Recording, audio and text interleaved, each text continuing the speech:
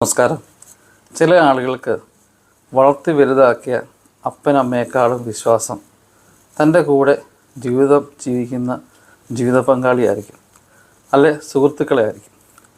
അപ്പനെ അമ്മയും വിശ്വസിക്കേണ്ടാന്നോ അല്ലെങ്കിൽ ജീവിത പങ്കാളിയെ വിശ്വസിക്കേണ്ടാന്നോ എന്ന് ഞാൻ പറയത്തില്ല.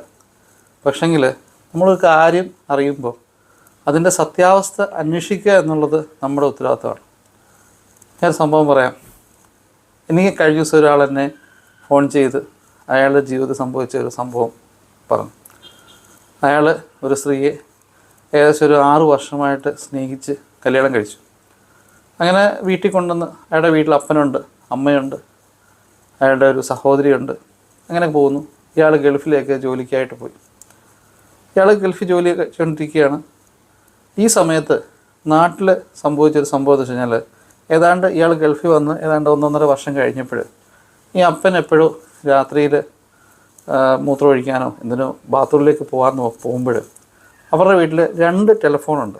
ഒരു ടെലിഫോൺ തന്നെ ലൂപ്പ് ചെയ്ത് അടുത്ത ടെലിഫോൺ, നമുക്ക് അവിടെ ഒരു കോൾലെസ് ഫോൺ പോലത്തെ ഉണ്ടല്ലോ, പണ്ടത്തെ കാലത്ത് ആൾക്കാർ വീട്ടിലൊക്കെ ഉണ്ട്. ആ രണ്ടാമത്തെ ഫോണിൽ രാത്രി 12:30, അപ്പോൾ നമ്മൾ അങ്ങനത്തെ ഉള്ള ഫോണിൻ്റെ ഒരു പ്രത്യേകത വെച്ച് കഴിഞ്ഞാൽ, നമ്മൾ ഇപ്പുറത്തെ ഫോണിൽ സംസാരിക്കുകയാണെങ്കിൽ അപ്പുറത്തെ ഫോണിൽ ഒരു പ്രത്യേക ഒരു ലൈറ്റ് ഇങ്ങനെ കത്തും. അപ്പുറത്തെ ഫോൺ യൂസ് ചെയ്യുകയാണെന്ന് ചില പഴയ കാലത്തൊക്കെ ഫോണുണ്ട്, അങ്ങനത്തെ ഫോണുകളുണ്ട്.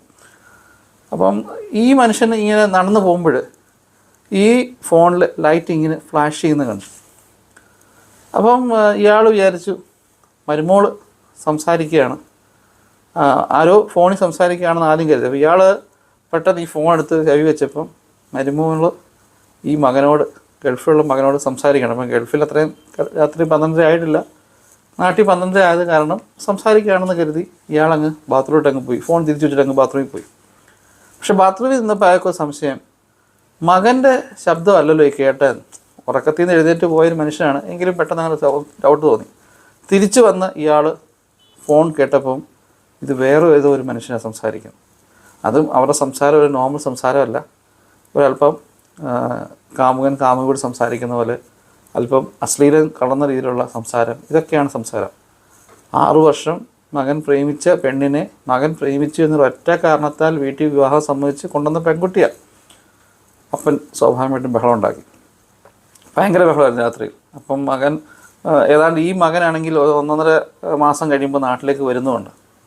ഭയങ്കര ബഹളം ഉണ്ടാക്കി. അപ്പം പറഞ്ഞു ഇത് ശരിയാവില്ല, ഞാൻ എൻ്റെ മകനോട് പറയും. അപ്പം അന്നൊന്നും ഈ നമ്മളുടെ ഈ വാട്സപ്പോ ഫേസ്ബുക്കോ മറ്റ് കാര്യങ്ങളോ ഒന്നുമില്ല, ഈവൻ ഓർക്കൂട്ട് പോലും യാതൊരു കാലത്ത് സംഭവം ഞാൻ ഈ പറയുന്നത്.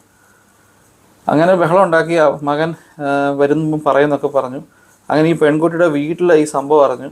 അവരുടെ വീട്ടിൽ നിന്ന് അവരുടെ അപ്പനും അമ്മയും വീട്ടിൽ വന്ന് ഭയങ്കര സന്ധി സംഭാഷണമൊക്കെ നടത്തി, ക്ഷമയൊക്കെ പറഞ്ഞു, കാര്യങ്ങളൊക്കെ മുന്നോട്ട് പോയി.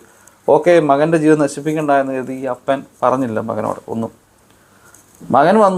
മകൻ വന്ന് കുറച്ച് നാൾ കഴിഞ്ഞപ്പം ഈ പെണ്ണിനെ കൂടെ ഗൾഫിൽ കൊണ്ടുപോകാനായിട്ട് എല്ലാം റെഡിയാക്കി ഇവർ തിരിച്ച് കൊണ്ടുപോയി. പക്ഷേ ഈ പെണ്ണ് എന്ന് തിരിച്ച് ഗൾഫിൽ പോയോ അന്ന് തൊട്ട് മകന് ഈ വീടുമായിട്ട് വലിയ കോണ്ടാക്റ്റ് ഒന്നുമില്ല. അവർ വെക്കേഷന് വരുന്നു എന്ന് പറഞ്ഞാലും കേരളത്തിലേക്ക് വരത്തില്ല, ഇന്ത്യയിലെ വേറെ സ്ഥലത്തൊക്കെ പോയി വെക്കേഷൻ അടിച്ച് പൊളിച്ചിട്ട് തിരിച്ച് ഗൾഫിലേക്ക് പോകും. 2-3 വർഷം കൂടുമ്പോൾ പോലും നാട്ടിലേക്ക് അവധിക്ക് വരത്തില്ല, വിളിച്ചാൽ ഫോൺ എടുക്കത്തില്ല, എവിടെ ആണെന്നൊന്നും അറിയത്തില്ല. അങ്ങനെ കുറച്ച് നാൾ കഴിഞ്ഞപ്പം മകൻ നാട്ടിലേക്ക് വരുന്നു. നാട്ടിൽ വന്ന് അപ്പനുമായിട്ട് ഭയങ്കര വഴക്ക്. അപ്പോൾ ചോദിച്ചു വന്നപ്പോൾ എന്താ സംഭവം എന്ന് വെച്ച് കഴിഞ്ഞാൽ, അപ്പൻ അപമര്യാദയായി ഈ മരുമകളോട് പെരുമാറി എന്നാണ് മരുമകൾ പറഞ്ഞിരിക്കുന്നത്. അപ്പോൾ ആ ഒരു സാഹചര്യത്തിൽ അപ്പൻ ഇപ്പോൾ പറയാണ്, ഇല്ല എടാ അങ്ങനെയൊന്നുമല്ല സംഭവം, ഇവൾക്ക് വേറൊരുത്തിനോട്ട് ഇഷ്ടമായിരുന്നു, അത് ഞാൻ കൈയോട് പൊക്കിയാൽ അവൾ നിന്നെ മേക്കണ്ടം കിട്ടിയാണെന്നൊക്കെ വേണേൽ പറഞ്ഞാൽ മകൻ വിശ്വസിച്ചില്ല. അപ്പം പറഞ്ഞു ഈ പ്രശ്നം. മകൻ ഇങ്ങനെ പറഞ്ഞപ്പം അപ്പന് അവളോട് മോശമായി പെരുമാറിയത് എന്തിനാണെന്ന് ചോദിച്ച് ബഹളം ഉണ്ടാക്കിയ ദിവസം അപ്പൻ ഈ കാര്യങ്ങളൊക്കെ പറഞ്ഞു. അമ്മ പറഞ്ഞു, എടാ ഇങ്ങനെ സംഭവം നടന്നു, ഇതിൽ നിന്നെ വിഷമിപ്പിക്കേണ്ടെന്ന് കരുതിയിട്ടാണ് പറയാഞ്ഞെന്നൊക്കെ പറഞ്ഞിട്ടൊന്നും മകൻ വിശ്വസിക്കുന്നില്ല. മകൻ അന്ന് വലിയ ബഹളമൊക്കെ ഉണ്ടാക്കി, അപ്പനെ അമ്മയും കൊല്ലും എന്നൊക്കെ പറഞ്ഞ് മകൻ അങ്ങ് പിന്നെയും തിരിച്ചു പോയി. ഏതാണ്ട് ഒരു വർഷം കൂടെ ഏകദേശം കഴിഞ്ഞപ്പോൾ സംഭവിച്ചാൽ ഈ പറഞ്ഞ മകൻ്റെ ഭാര്യ ഗൾഫിൽ നിന്ന് വേറൊരുത്തൻ്റെ കൂടെ ഒളിച്ചോടിപ്പോയി. മകൻ ആകെ തകർന്നു പോയി. ഇവരുടെ ജോലിയെല്ലാം റിസൈൻ ചെയ്ത് ഇവർ നാട്ടിലേക്ക് തിരിച്ച് വന്ന് ഇവനെവിടെ പോകാനാണ്?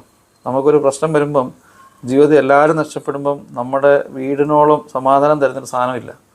അവൻ തിരിച്ച് അവൻ്റെ വീട്ടിലേക്ക് വന്നു. അപ്പൻ്റെ അടുത്ത് വന്ന് ക്ഷമ പറഞ്ഞു. അപ്പനോട് ക്ഷമ പറഞ്ഞ് കാര്യങ്ങളൊക്കെ പറഞ്ഞു. അപ്പം പറഞ്ഞു പോട്ടെ, കാര്യങ്ങളൊന്നൊക്കെ വിട്ടുകള. അവൾ ബേസിക്കലി അവൾ ഫ്രോഡായിരുന്നു. പണ്ട് തൊട്ടേ അവിടെ ബേസിക് ക്യാരക്ടർ അങ്ങനെ ആയിരുന്നു. പക്ഷേ ഇവൻ മനസ്സിലാക്കിയില്ല.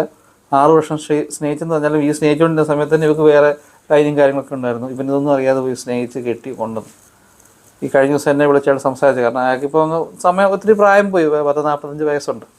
അപ്പോൾ അയാളെന്നോട് പറഞ്ഞതെന്ന് വെച്ച് കഴിഞ്ഞാൽ, അന്ന് ഞാൻ അപ്പൻ്റെ വാക്ക് കേട്ടിരുന്ന് അതിന് സത്യാവസ്ഥ അന്വേഷിച്ചിരുന്നെങ്കിൽ, ഒരു പക്ഷേ ഇവിടെ തെറ്റുകാരിയാണെന്ന് കണ്ടിരുന്നെങ്കിൽ ഞാൻ ചിലപ്പോൾ ഇവിടെ ഉപേക്ഷിച്ചേനുമായിരുന്നു, അല്ല എന്നിട്ട് ഞാൻ വേറെ വിവാഹം കഴിച്ചേനുമായിരുന്നു. പക്ഷേ ഇതിപ്പോൾ ഒത്തിരി സമയം അങ്ങ് പോയി. ഞാൻ അവളുടെ മോശക്കാരിയായ പെണ്ണിനെ മനസ്സിലാക്കിയെടുക്കാൻ ഒരുപാട് സമയം പോയി. അവൾ എന്നെയും പറ്റിച്ച് എൻ്റെ സമ്പാദ്യം കൊണ്ട് വേറെത്തിനോടെ പോയി. ഇനി ഞാനൊരു വിവാഹത്തിലേക്ക് പോകാൻ എനിക്ക് ബുദ്ധിമുട്ടാണ്. എന്നോട് പറഞ്ഞു, സാർ ഇതൊരു കഥയായിട്ട് പറയണം, പേരും കാര്യങ്ങളൊന്നും പറയണ്ട. ഞാൻ ഇല്ല, ഞാൻ പേരും കാര്യങ്ങളൊന്നും പറയുന്നില്ല, കഥയായിട്ട് പറയണമെന്ന് പറഞ്ഞു. ഞാൻ പറയുന്നത് നമ്മൾ ശ്രദ്ധിക്കണം. ഒരു സംഭവം ആരെപ്പറ്റി നമ്മൾക്കൊരു ഇൻഫർമേഷൻ കിട്ടുന്നതായാലും അതിൻ്റെ സത്യാവസ്ഥ കണ്ണടച്ച് വിശ്വസിക്കാതെ അന്വേഷിക്കണം. സത്യാവസ്ഥ പോയി അന്വേഷിച്ചിട്ട് നമ്മൾ കണ്ടെത്താൻ ശ്രമിക്കണം, സത്യാവസ്ഥകൾ മനസ്സിലാക്കാൻ ശ്രമിക്കണം. ഇല്ലയെന്നുണ്ടെങ്കിൽ ചിലപ്പോൾ നമ്മുടെ ലൈഫിൽ തന്നെ വലിയ വലിയ നഷ്ടങ്ങൾ സംഭവിക്കും.